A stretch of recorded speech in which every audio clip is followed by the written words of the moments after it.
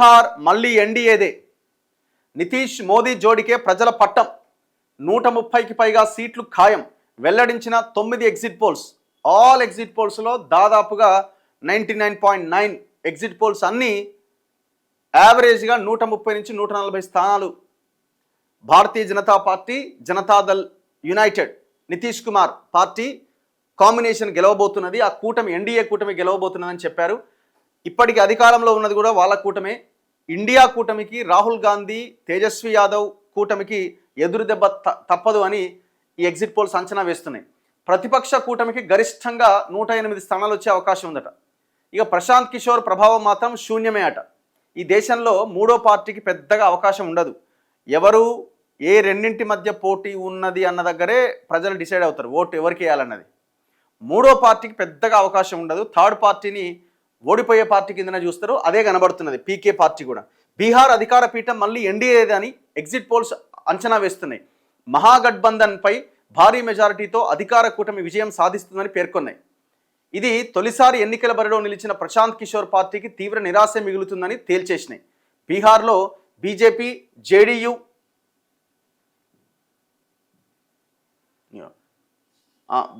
BJP and JDU నేతృత్వంలోని NDA కూటమి భారీ మెజారిటీతో అధికారం చేపట్టే అవకాశం ఉందని 9 సంస్థల ఎగ్జిట్ పోల్స్ ఫలితాలు స్పష్టం చేసినాయి. నితీష్ మోదీ నిమో ఫార్ములా ఎన్డీఏకు అనుకూలించిందని సర్వేలు అభిప్రాయపడ్డాయి. అంటే Nitish Kumar and Modi Nemo formula అట. రాష్ట్రంలో ఈ నెల 6వ తేదీ అండ్ 11వ తేదీన 2 దశల్లో పోలింగ్ జరిగింది. ఈ ఎన్నికల్లో అధికార ఎన్డీఏ, ప్రతిపక్ష మహాగఠబంధన్ కూటములు హోరాహోరీగా ప్రచారం చేశాయి. ప్రస్తుత ముఖ్యమంత్రి జేడీయూ చీఫ్ నితీష్ కుమార్కు ఇవే చివరి ఎన్నికలని భావిస్తున్నారు. ఆయన 19 ఏళ్లకు పైగా బీహార్ ముఖ్యమంత్రిగా విధులు నిర్వర్తించారు. ఇక లాలూ ప్రసాద్ ఆర్జేడీ బాధ్యతలు తన కుమారుడు తేజస్వి యాదవ్కు అప్పగించారు. ఆయనను మహాగఠబంధన్ ముఖ్యమంత్రి అభ్యర్థిగా నిర్ణయించారు. ఎన్డీఏ కూటమి ముఖ్యమంత్రి అభ్యర్థి ఎవరు అంటే ముందుగా వాళ్ళు ప్రకటించలే. కారణం ఏంటంటే నితీష్ కుమార్ మీద ఉన్న వ్యతిరేకత కావచ్చు, అక్కడ ఉన్న కొన్ని అగ్రవర్ణాలు ఆయన అభ్యర్థిత్వాన్ని అంగీకరించకపోవడం కావచ్చు, ఇవన్నింటి కారణాల రీత్యా కొంత వ్యూహంతో, స్ట్రాటజీతో బీజేపీ హోల్డ్లో పెట్టింది. ఎక్కడా కూడా వాళ్ళు మా ముఖ్యమంత్రి అభ్యర్థి తను అని ఎక్కడా స్పష్టం చేయలే. కానీ ఇండియా కూటమి తేజస్వి యాదవ్ని ముఖ్యమంత్రి అభ్యర్థిగా ప్రకటించింది, మహాకూటమి. సో అది కూడా వాళ్ళకి కొంత మైనస్గా మారినట్టుంది. అంటే ఏవైతే ఈ అగ్రవర్ణ ఎవరైతే ఉన్నారో అక్కడ వాళ్ళ హవా ఉన్నదో వాళ్ళందరూ కూడా నితీష్ని ప్రకటించలేదు కాబట్టి నితీష్ మీద వ్యతిరేకత ఉన్నప్పటికీ ఎన్డీఏ కూటమి వైపే వాళ్ళు నిలబడ్డారు. కానీ ఇటు ఎవరైతే తేజస్వి యాదవ్ అభ్యర్థిత్వాన్ని ముఖ్యమంత్రి అన్నదాన్ని వాళ్ళు యాక్సెప్ట్ చేయలేకపోయినట్టుగా కనబడుతున్నట్టు కొంతమంది విశ్లేషకులు మాట్లాడుతున్నారు. ఇదొక కారణం అని చెప్తున్నారు. అండ్ అన్నింటికంటే ముఖ్యంగా అసలు ఎలక్షన్ల చివరి వరకు ఈ మహాగఠబంధన్ మహాకూటమికి సంబంధించిన ఈ లెక్కనే ఎవరెవరికి టికెట్లు ఇవ్వాలి, ఎన్ని సీట్లు పంచుకోవాలన్న దాంట్లో లెక్క తేలలే.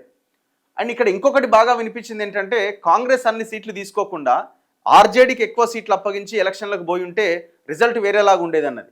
సరే ఏదేమైనా అయిపోయింది ఎలక్షను. ఎగ్జిట్ పోల్స్ అన్నీ ఎన్డీఏ కూటమి గెలుస్తుందని చెప్తున్నాయి. ఎన్డీఏ, ఎంబీజీ నేతలతో పాటు ప్రశాంత్ కిషోర్ జనసురాజ్ పార్టీ తరపున విస్తృత ప్రచారం నిర్వహించారు. బీహార్లో ఎన్నడూ లేనంతగా రికార్డు పోలింగ్ నమోదైంది. ఈ నెల 14వ తేదీన ఫలితాలు వెల్లడి కాబోతున్నాయి, అంటే ఎల్లుండే. ఈ క్రమంలో మంగళవారం సాయంత్రం పోలింగ్ ముగిసిన తర్వాత వివిధ సంస్థలు ఎగ్జిట్ పోల్స్ విడుదల చేశాయి. అధికార ఎన్డీఏకు బీహారీలు మరోసారి పట్టం కట్టబోతున్నట్టు దాదాపు అన్ని ఎగ్జిట్ పోల్స్ పేర్కొన్నాయి. అధికారం చేపట్టడానికి 122 సీట్లు అవసరం కాగా ఎన్డీఏకు 130కి పైగా సీట్లు వస్తాయని తెలిపాయి. ఎంజీబీకి గరిష్టంగా 108 సీట్లు వచ్చే అవకాశం ఉన్నట్టుగా వెల్లడించాయి. ప్రశాంత్ కిషోర్ నేతృత్వంలోని జేఎస్పీ ప్రభావం దాదాపు శూన్యమే అట. ఆ పార్టీకి సీట్లు కష్టమే అని తేల్చినాయి. దాదాపు అన్ని సర్వే సంస్థలు ఎన్డీఏ కూటమికి 130కి పైగా సీట్లు వస్తాయన్నాయి. నితీష్ కుమార్ ప్రభుత్వం ఎన్నికలకు ముందు మహిళా రోజ్గార్ యోజన కింద 1,25,00,000 మంది మహిళలకు 10,000 రూపాయల నగదు పంపిణీ చేయడం ఎన్డీఏ విజయానికి పడనున్నదని రాజకీయ విశ్లేషకులు భావిస్తున్నారు. అదొక ఎలక్షన్ స్కీమే. ఖచ్చితంగా 10,000 రూపాయలు ప్రతి ఒక్క మహిళ అకౌంట్లో దాదాపు 1,25,00,000 మంది మహిళలకు ఇచ్చారు. అగ్రవర్ణాలు, ఎస్సీలు, ఎస్టీలు, ఈబీసీ వర్గాల మద్దతుతో ఎన్డీఏ ఆధిక్యంలో ఉండగా ముస్లింలు, బౌద్ధులు, బీసీ సామాజిక వర్గాల్లో అధిక శాతం ఈ ఎంజీబీ వైపు నిలిచారని విశ్లేషిస్తున్నారు. రాహుల్ గాంధీ ఓట్ చోరీ నినాదం బీహార్లో ఓట్లను రాబట్టలేకపోయింది. అసలు అది పనే చేయలేదు. నిరుద్యోగం, వలసలు వంటి అంశాలను ఎంజీబీ ప్రచార అస్త్రాలుగా చేసుకున్నా యువత ఆదరించలేదని రాజకీయ పండితులు చెబుతున్నారు. ఈసారి బీహార్ అసెంబ్లీ ఎన్నికల్లో 66.91% పోలింగ్ నమోదైంది. ఇది రికార్డ్ పోలింగ్. అసలు ఏసారి కూడా ఇంత పోలింగ్ నమోదు కాలే చరిత్రలో బీహార్లో. సో ఇది ఎగ్జిట్ పోల్స్. అన్ని సంస్థలు చాణక్య స్ట్రాటజీస్ 130 నుంచి 138 ఎన్డీఏ, 100 నుంచి 108 ఇండియా కూటమి, దైనిక్ భాస్కర్ 145 నుంచి 160 ఎన్డీఏ, 73 నుంచి 91 సీట్లు మహాగఠబంధన్ గెలిచే అవకాశం ఉంది.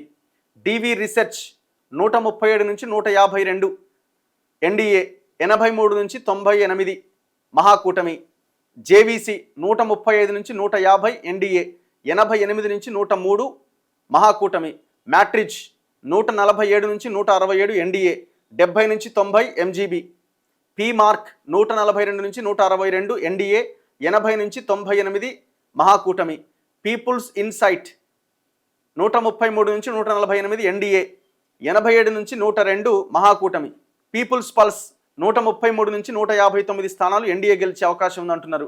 75 నుంచి 101 స్థానాలు మాత్రమే మహాకూటమికి ఛాన్స్ ఉందంటున్నారు. ఇట్లా అన్ని సర్వే సంస్థలు టోటల్గా ఎన్డీఏ కూటమికి గెలిచే అవకాశం ఉందని చెప్తున్నాయి. కానీ ఈ ఎగ్జిట్ పోల్స్ అన్నీ కూడా నిజమవుతాయా అనేది ఒక పెద్ద క్వశ్చన్ మార్కే. చాలా గతంలో తమిళనాడు ఎలక్షన్స్లో వన్ సైడ్గా ఎగ్జిట్ పోల్స్ ఇస్తే రిజల్ట్ ఇంకొకలాగా వచ్చింది. అంతెందుకు మొన్న ఎలక్షన్స్ చూసుకోండి మీరు.